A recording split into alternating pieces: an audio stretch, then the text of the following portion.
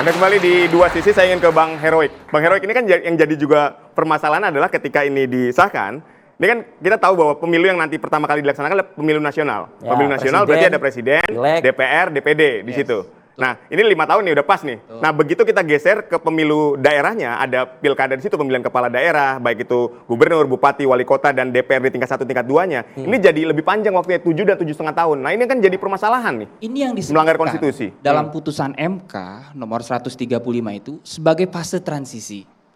Nah, maka dari situ memang Mahkamah menyebutkan bahwa ini bisa diatur oleh pembentuk undang-undang dalam masa transisi ini. Bahkan Mahkamah secara eksplisit dalam pertimbangan hukumnya menyebutkan bisa dilakukan constitutional engineering. Constitutional engineering ini diatur dalam undang-undang pemilunya. Dalam fase transisi menuju periode 5 tahunan kembali. Bisa diatur oleh pembuat undang-undang ini dalam artian eksekutif dan legislatif. Betul, melalui revisi undang-undang pemilu. Dan kita harus lihat loh, sejak 2024 ini, pasca 2024, Undang-Undang 7 2017, 10 2016 itu udah masuk prolegnas. Tapi sampai sekarang tak kunjung dibahas. Itu yang kemudian juga menjadi salah satu argumentasi dari Mahkamah Konstitusi. Kenapa kemudian Mahkamah berubah pendiriannya. Dari 2013, MK menyebutkan yang konstitusional itu adalah 5 surat suara. Tetapi di 2019, dalam putusan 55, ada 6 opsi yang menurut MK konstitusional serentaknya. Termasuk serentak nasional dan lokal. Dan hasil penelusuran MK di dalam original intent, bahkan kami coba baca lagi di dalam naskah komprehensif Risalah Amandemen Konstitusi, itu menyebutkan bahwa memang pada waktu itu desain keserentakan ini banyak. Ada yang 5 surat suara, ada yang kemudian keseluruhan serentak nasional dan lokal, ada juga serentak nasional dan lokal tersendiri. Sehingga itulah yang kemudian merubah pendirian Mahkamah Konstitusi di putusan 55, sehingga ada 6 opsi. Dan di 2024, nah kalau kita lihat, MK menyebutkan dalam pertimbangan hukumnya ada kondisi faktual dan objektif tidak adanya revisi Undang-Undang Pemilu. Dan di 2019 pada waktu itu sudah masuk ya Bang Tobas, rencana untuk revisi Undang-Undang Pemilu di 2020. Tapi faktanya tidak jadi. Nah seperti itu. Nah kalau kemudian bagaimana nih dalam fase transisi? Karena MK menyebutkan antara 2 tahun sampai dengan 2,5 tahun. Kalau kita lihat pengalaman historis kita, 97 hasil pemilu 97, ada pemilu DPR juga, ada pemilu DPRD provinsi juga, kabupaten kota. Tapi setelah itu pemilu 99 ada lagi.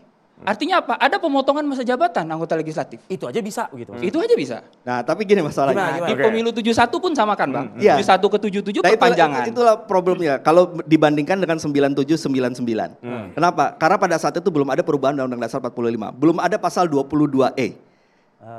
Pasal 22E itu di perubahan ketiga. Jadi kalau kita membandingkan dengan 97, yang masuk DPRD bandingkan di dengan situ. 71, bandingkan dengan 55, gak bisa karena Sudah ada ini barang baru. Karena rezim Undang-Undang Dasarnya masih pakai Undang-Undang Dasar versi proklamasi. Sekarang udah ada 22E. Sekarang sudah ada 22E, itu yang pertama. Yang kedua, yang jadi soal adalah kita kan harus konsisten dengan komitmen kita terhadap negara hukum. Negara hukum itu adalah segala kebijakan, keputusan, termasuk keputusan pengadilan dan undang-undang itu tidak boleh keluar dari koridor konstitusi. Nah, masalahnya konstitusi yang mengatur soal pemilu itu tidak banyak sebenarnya. Apa yang digariskan oleh konstitusi? Pertama, pemilu harus luber, ya, luber jurdil, langsung umum, bebas rahasia, jujur adil. Yang kedua, harus dilaksanakan setiap 5 tahun sekali.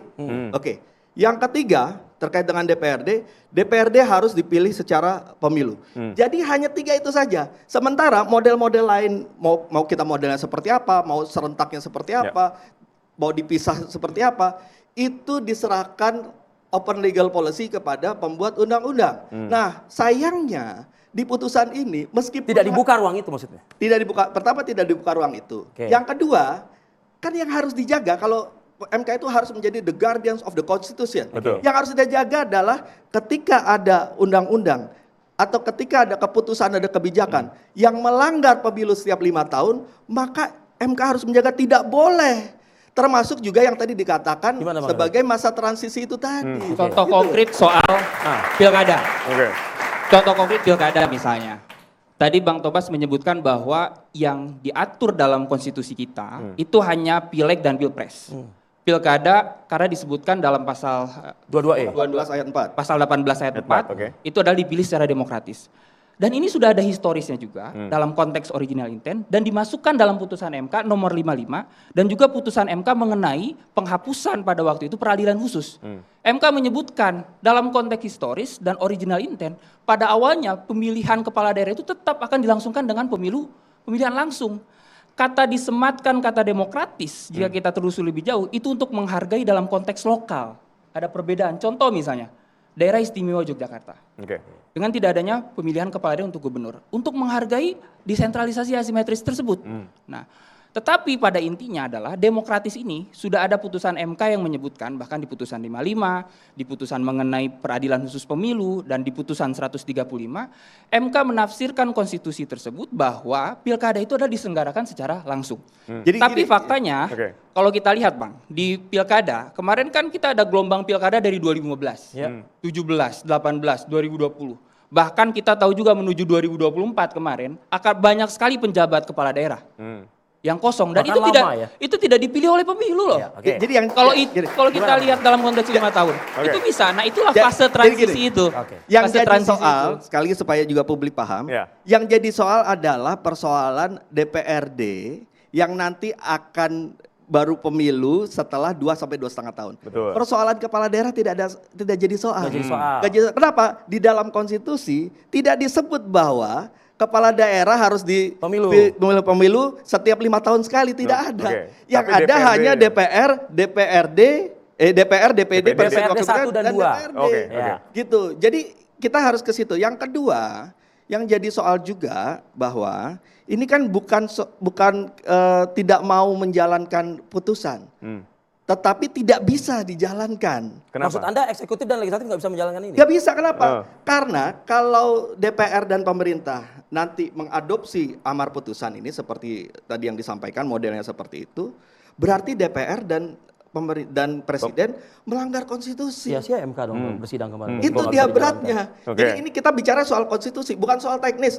Teknis bisa nanti kita diskusikan. Iya, akan sia-sia nggak putusan 135 ini nggak bisa dijalankan? Kan kalau kita lihat peran dan fungsi MK itu kan menafsirkan konstitusi. Logika sederhananya, mana mungkin Mahkamah Konstitusi kemudian tidak memberikan ruang pada. Nah ini ada soal ini argumentasi ini bisa saya luruskan. Jadi gini, ada teori penafsiran namanya. Yang ditafsir itu adalah teks, bukan mengganti teks. Makanya dalam RDPU saya sempat sampaikan, misalnya nih, saya tampilkan sebuah warna biru.